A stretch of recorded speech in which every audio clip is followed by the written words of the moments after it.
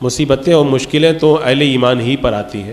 کیوں؟ اس لیے کہ دنیا کافروں کے لیے یہ جنت ہے، مومنوں کے لیے قید خانہ اور جیل ہے. جیل میں آرام نہیں ہوتا ہے، جیل کے اندر تو بندہ تکلیفوں ہی کے اندر رہتا ہے. اور دوسری مثال اس کی یہ کہ دنیا کے اندر ہم مزدور ہیں، یہاں ہم کام کرنے کے لیے آئے ہیں. یہاں پہ ہم جب کام کے فارغ ہو جائیں گے، مر جائیں گے، تو کام سے فارغ ہو جائیں گے تو پھر ہمیں مزدوری اللہ تعالیٰ دے گا، جنت مزدوری میں اللہ تعالیٰ ہم کو دے گا. اور جب مزدور مزدوری کرتا ہے تو مزدوری کرتے وقت میں اچھا کپڑا نہیں پہنتا ہے، وہ ایسا ہی سیدھا سادہ کپڑا پہن لیتا ہے، تکلیف میں رہتا ہے، لوکا سوکا کھا لیتا ہے. اس کو پتہ ہے جب کام میرا پورا ہو جائے گا اور میں کام سے فارغ ہو جاؤں گا، پھر اچھے کپڑے پہن لوں گا اور پھر مجھ کو پیسہ ملے گا، اس سے میں اچھا کھانا کھاؤں گا. تو یہ طریقہ ہوا کرتا ہے. اسی لیے ہمارے بزرگوں نے دیکھا کہ دنیا میں وہ تکلیفیں اٹھائی. سیدنا سرکار امام اعظم ابو حنیفہ رضی اللہ تعالیٰ عنہ، اتنے پائے کے بزرگ، اتنے بڑے امام، اتنے بڑے مالدار اور اتنے بڑے عابد و زاہد، اتنے بڑے محدث، لاکھوں ہزاروں لوگ آپ کی تقلید کرنے والے، کروڑوں لوگ تقلید کرنے والے. لیکن ہوا کیا؟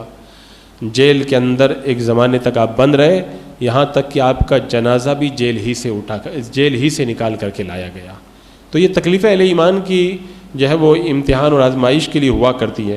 حضرت سیدنا امام مالک رحمۃ اللہ تعالیٰ علیہ اتنے بڑے عاشق رسول کہ آخری عمر میں حج کرنے بھی نہیں جاتے تھے کہ اگر میں حج کرنے گیا تو کہیں مدینے کے باہر مجھے موت نہ آ جائے، میں مدینے میں مرنا چاہتا ہوں. تو امام مالک رحمۃ اللہ تعالیٰ علیہ جو اللہ کے رسول کے روضے کے پاس میں علم حدیث پڑھایا کرتے تھے، خلیفہ نے ایک مسئلے کو بہانہ بنا کر کے آپ پر ایسا ظلم کیا، سر منڈا دیا، داڑھی منڈا دی، اور آپ کو جو ہے وہ طرح طرح کی تکلیفوں کے اندر گرفتار کیا، یہاں تک کہ سواری پر بٹھا کر کے مدینے کی گلیوں کے اندر گھمایا اور حکم دے دیا کہ اعلان کرتے ہو جاؤ میں امام مالک ہوں. حضرت امام مالک رحمۃ اللہ تعالیٰ علیہ کو جب سواری پہ بٹھا کے مدینے کی گلیوں میں جب گھمایا جانے لگا تو آپ کہتے تھے لوگوں جو جانتا ہے وہ بھی جانتا ہے، جو نہیں جانتا وہ بھی جان لے کہ میں مالک ابن انس ہوں. میں یعنی اتنی تکلیفیں ان سب کو اٹھانی پڑی. حضرت امام شافعی رحمۃ اللہ تعالیٰ علیہ کو مارا گیا، طبیعت بگڑی، اسی حالت میں آپ کا انتقال ہو گیا. اور اسی طرح حضرت امام احمد بن حنبل رضی اللہ تعالیٰ عنہ، یہ چار بڑے امام ہیں نا، امام اعظم، امام مالک، امام شافعی، امام احمد بن حنبل. میں ان چار بڑے اماموں کی مثال دے کے آپ کو بتانا چاہتا ہوں کہ دیکھو اتنے بڑے بڑے ائمہ کو ایسی تکلیفیں آئی ہیں، حالانکہ یہ اپنے وقت کے بڑے پائے کے بزرگ ولی تھے. یہ امام احمد بن حنبل رضی اللہ تعالیٰ عنہ کو 18 سے 30 مہینوں تک جیل میں رکھا گیا. لوہے کی اتنی موٹی موٹی جنزیریں آپ کو پہنائی جاتی کہ بندہ چل نہ سکے، اور پھر چلنے کے لیے ایک حکم دیا جاتا بادشاہ کی طرف سے، جب قدم اٹھاتے تو پھر کوڑے مارے جاتے.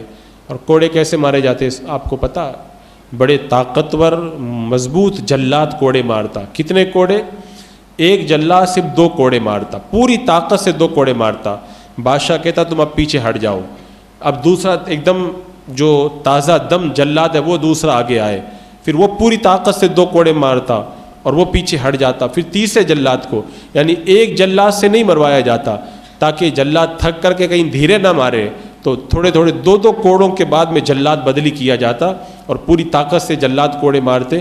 ایک جلاد کا خود کا بیان ہے کہ امام احمد بن حنبل رضی اللہ تعالیٰ عنہ کو جتنی طاقت کے ساتھ میں کوڑے مارے جاتے تھے، اگر وہ کوڑے اگر ہاتھی کو بھی مارے جاتے نا تو ہاتھی بھی اپنی جگہ سے ہل جاتا.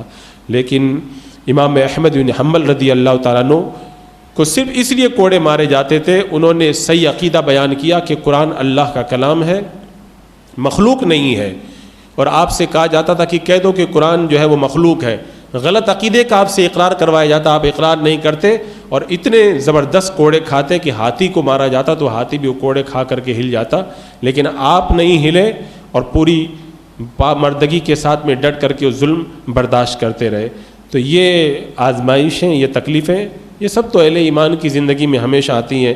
امام ابو بکر نابلسی رحمۃ اللہ تعالیٰ علیہ پر کیا ظلم نہیں ہوا؟ زندہ ہی آپ کے بدن سے کھال کھنچوا لی گئی.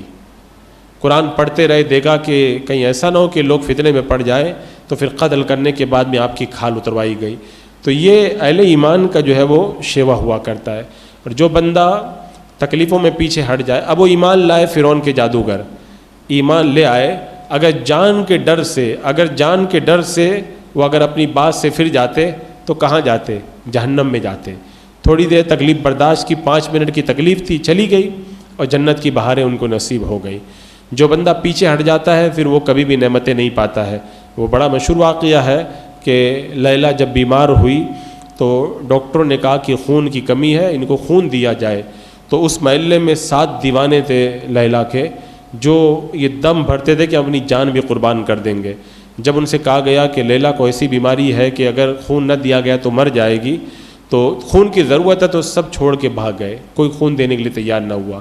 تو محبت کا دم تو بہت لوگ بھرتے ہیں، لیکن صحیح معنوں کے اندر پکا بندہ مومن وہ ہوتا ہے کہ جب جان دینے کی باری آئے تو کہے کہ اللہ ہی نے جان دی ہے، اگر اس کے نام پہ جان قربان کرنا ہے تو میں ہر وقت حاضر ہوں۔ یہ اہل ایمان کا شیوا